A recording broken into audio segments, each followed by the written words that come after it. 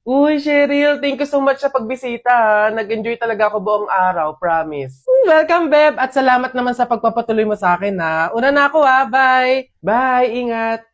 Shucks, malilate na ako sa pupuntahan ko. Nasaan na ba kasi yung kwintas ko? Dito ko lang yun nilagay, eh. Wow, babe! Ang ganda naman nito! Bagay sa akin. Joke! Over naman sa judge. Ba't naman niya kukunin yun, di ba? Tsaka friend ko yun eh.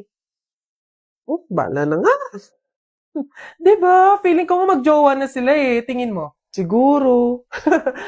Babe, pabantay nga muna nitong bag ko. CR lang ako. Hmm, Go, babe. I'm here na. Babe, punta na ako dun sa may counter. Magbabayad na ako. Ikaw ba? Una ka na, babe. Sunod ako.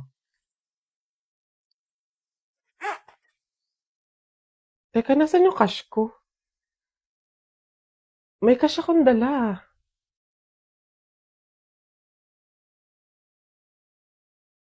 Hindi kaya... Pero imposible eh. Imposible talaga. Kaibigan ko siya eh.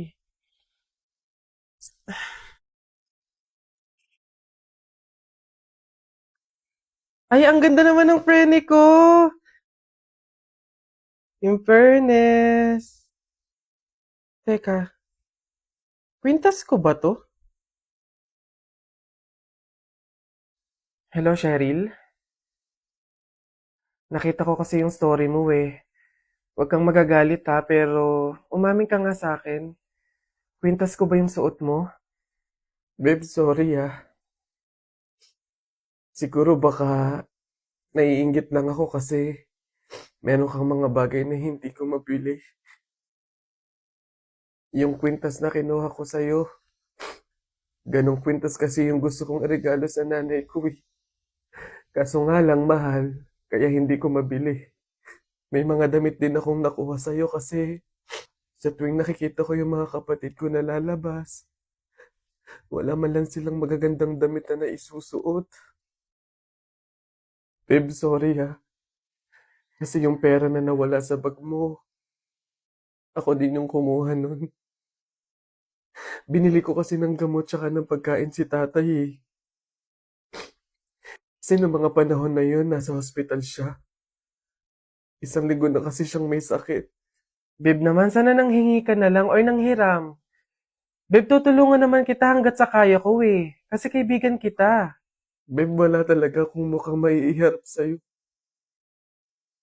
At wala akong ibang masabi kundi patawad. Kasi sa kabila ng pagkakaibigan natin eh, nagawa ko pa yun sa'yo. Pero nangangako ako na kapag ako nakaluwag-luwag, maiibalik ko din lahat yun sa'yo. Alam mo, ang hirap naman talaga ilaban ng buhay tsaka ng mundo eh. Ang daming mga kasamaan, pagsubok, kahirapan. Darating talaga sa punto na idadapa ka ng mga yun. Pero sa kabila ng yun, kahit hindi na natin alam yung gagawin natin, piliin pa din nating lumaban ng patas. Magpakabuti kahit hirap na tayo sa pagdadala ng buhay. Masaya sa pakiramdam yung ganun eh. Basta lagi nating tandaan na walang masama sa paghihintay. May kapanahunan lahat ng hinihiling natin.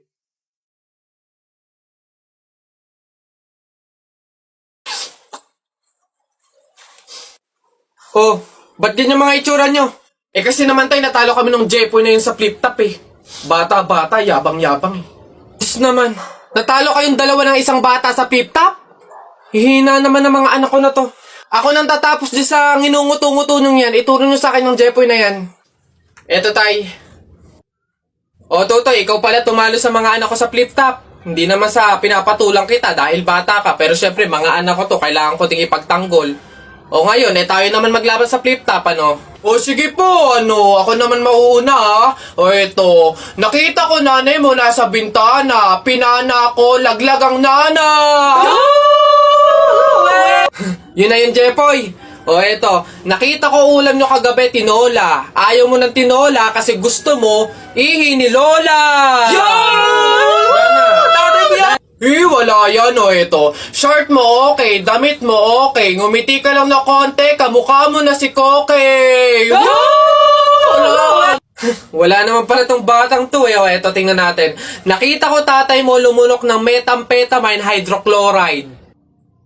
Pinasabugan ko ng fireworks composed of strontium carbonate. Lumabas si oxide! Ang daya naman! Bakit parang pang matatalino na yung mga flip-top nyo? Sus, wala ka lang eh. Oh, bilang panghuli, dahil alam kong talo ka na, nakita ko nanay mo sa wish ko lang. Eto ko langot, sa'yo na lang!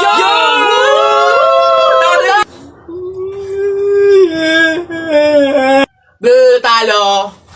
O basta mga pare, ganito ang plano ha. Kapag andun na tayo sa mga inasal, isang PM1 na only rice lang yung o-orderin natin. Isa lang ha. Tapos PM2 na hindi naman only rice. Makakatipid na tayo nun guys kasi doon sa order na only rice tayo hihingi ng mga kanin. G? Okay? G. Oh, good day mga sir. Excuse me, order kami no? PM1 isa na only rice. Tapos, PM2 na hindi naman only rice, 3. Hoy kayo. Sinong maloloko nyo, ha? Wala na kayong maloloko dito. Alam na namin yung mga strategy nyo.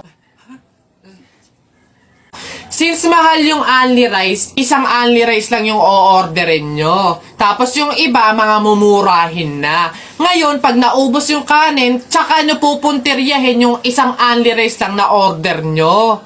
Bubulos kayo ng bubulos, iisa lang naman yung in-order nyong only rice. Sinong maloloko nyo? Hindi. Simula ngayong araw na to, hindi na mangyayari yung ginagawa nyong ganyan. Kung sino lang yung umorder ng only rice, siya lang yung kakain ng madaming kanin. Ay, bawal ba yun? Oo, bawal na nga. Ngayon, kaya wag na kayong magtangkang magdaya-daya dyan mga abutan ng kanin nyo na yan dahil pababantayan ko kayo. Pasok! Kala nyo tignan natin ngayon. Hoy guys, wala na tayong kanin. Hindi tayo lahat pwedeng humingi ng kanin kasi isang only rice lang naman yung order natin. May nagbabantay pa. Hoy, nakikita at naririnig ko kayo ha? Tigil-tigilin nyo yung bulungan nyo at pandadaya nyo. Sabi ko sa inyo, kung sino lang yung umorder ng only rice, siya lang yung kakain ng madaming kanin ha? Excuse me po, magtatanong lang po, mawalang galang na.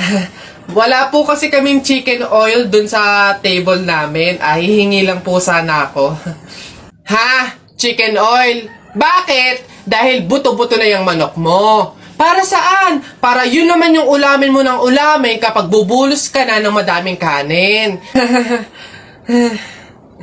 Alam ko na yung mga strategy nyong ganyan. Kapag nga naman naubos yung manok na dapat tinipid nyo, ang pupunteryahin nyo naman yung chicken oil namin. Kasi nga naman masarap yung chicken oil namin, pwede nga namang ulamin yun. Dahilan para mapakinabangan nyo yung only rice. Alam ko na yan, wala na kayong mauuto dito.